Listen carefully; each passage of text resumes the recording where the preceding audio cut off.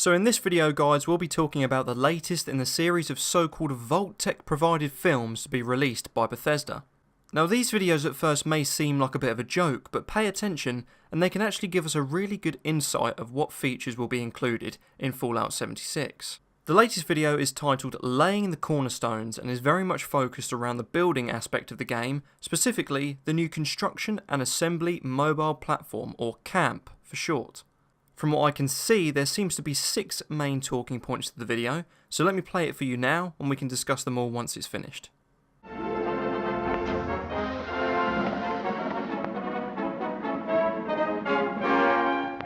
You will emerge. Today's episode, a new American dream. What separates man from beast?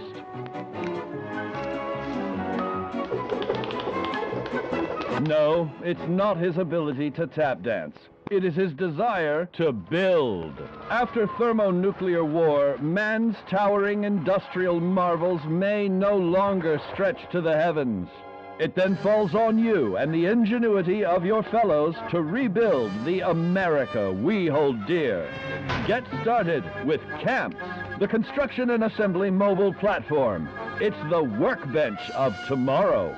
Once established, your camp will not only provide you with much-needed shelter, but also the means to satisfy your hunger, quench your thirst, and even treat infection. The essential pillars of survival.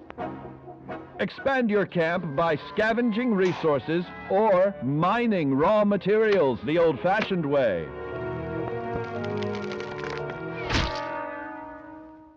Then construct your home of the future.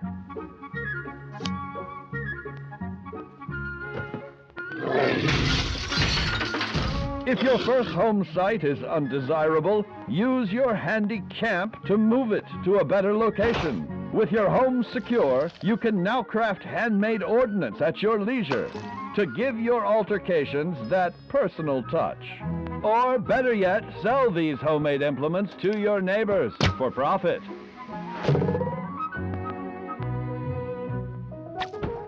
Remember, capitalism. It's the only thing keeping us from being communists.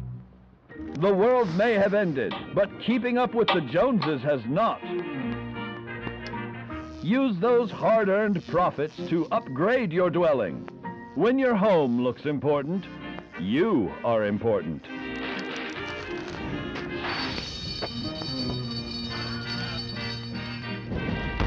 Now you've learned how to forge the new American dream. You are completely prepared to rebuild the greatest nation in the world.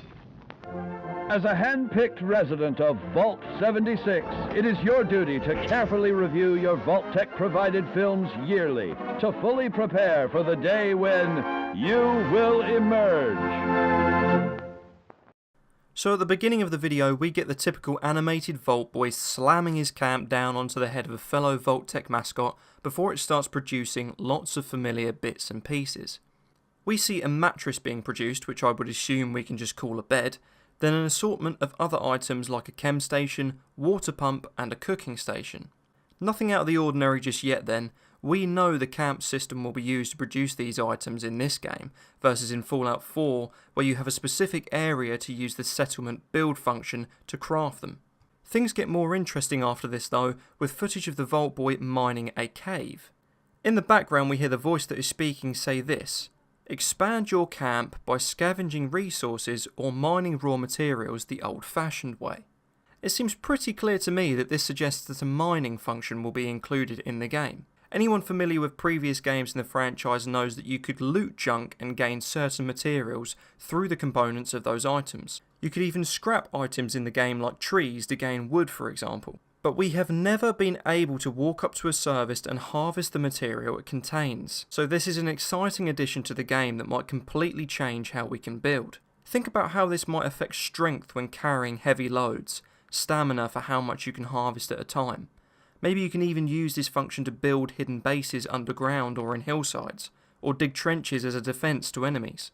The third main scene we see is when an animated Grafton monster takes revenge on our little yellow and blue friend and destroys his house, and him, in one foul swoop. For the first time after QuakeCon, we are introduced to the idea of being able to move your camp somewhere else. Now, we've known for some time that with the new camp system that this will be a possibility, but I'm guessing that what Bethesda is touching on in this example relates to the blueprint feature Todd Howard talked about during the presentation at QuakeCon a couple of weeks ago. Todd stated that once your house is complete, you can essentially blueprint it and reconstruct it elsewhere if it was destroyed, either by creatures in the game or other players. I see this as being a feature that allows us to view what I would call a ghost layout of our house or camp, almost like a still picture of the way it was before it was destroyed or damaged. We can then use that still image to place items in the precise locations they were before. The fourth talking point of the video has to be one of the most interesting, the ability to craft weapons, or ordnance as it's referred to by the commentator. We see a clip of a character making a crossbow after pouring a liquid of some kind into a mould to set. If you tear your eyes away from the subject at hand, you can see power armor pieces hung up on a washing line in the background, almost as if they are drying. In previous Fallout games, Fallout 4 most notably, we had the ability to modify weapons we found whilst playing the game, whether these be picked up from dead NPCs, purchased from vendors or found in loot chests.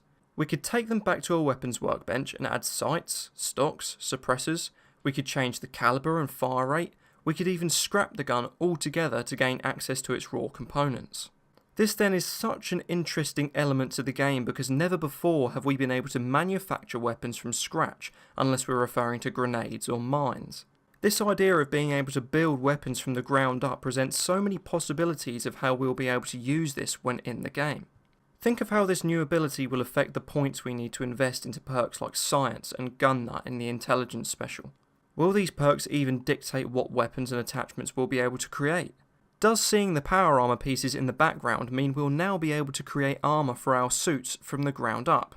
I wonder if, like in Fallout 4, we'll be able to use particular combinations of materials to make them lighter or more resistant to radiation. I guess we'll have to wait and see. The next point features a brief encounter between two players. We see an exchange between two so-called neighbours who are trading with one another. Things don't go too well for the star of the show though. We then see the killer combine his new weapon with the arrow that's been plucked posthumously from Vault-Boy's head by a female player. She then sells it to the killer for a bunch of caps. We know from previous information released by Bethesda that there will be a trading system between online players. I feel in this short clip though we get a glimpse of what we can expect to be able to trade. The crossbow represents weapons, the arrow represents ammo, and the tin of caps represents, well, caps. I'm sure when we get into the beta and the full game we can expect to be able to trade other things such as junk and raw materials, but this certainly gives us an idea as to what we might definitely be able to trade come the release of the full game. The last talking point would be when we hear the commentary in the video say, use your profits to upgrade your dwelling. Whilst this is said, we see our much loved Vault Boy posing in front of his rather impressive abode before it seems to spontaneously combust with him inside. Maybe this is an over-analysation of what we've seen, but could this mean there is now a way for you to buy building elements or materials using the caps you have looted from the wasteland? Use your profits to upgrade your dwelling certainly seems like a nod to this being a possibility, even if what we can buy excludes things like raw materials such as wood and metal, but includes things like decorations, like the neon lights we see in the video and have seen in Fallout 4. Like earlier things in the video we've learned about, how might this affect perks like Cap Collector when searching for funds to afford these upgrades? What about perks in Charisma like Big Sale? Might there be a way for you to make the prices of components cheaper so you can build more? Will these things in the game you can buy include specialised weapons for defences? All things we'll find out about in time, I am sure. Well guys, that wraps up our quick look into the latest Vault-Tec provided film released by Bethesda. I do hope you enjoyed it and maybe learnt something along the way. If you did, be sure to let us know by leaving a like, subscribe to see our future videos, and we'll see you in the next one.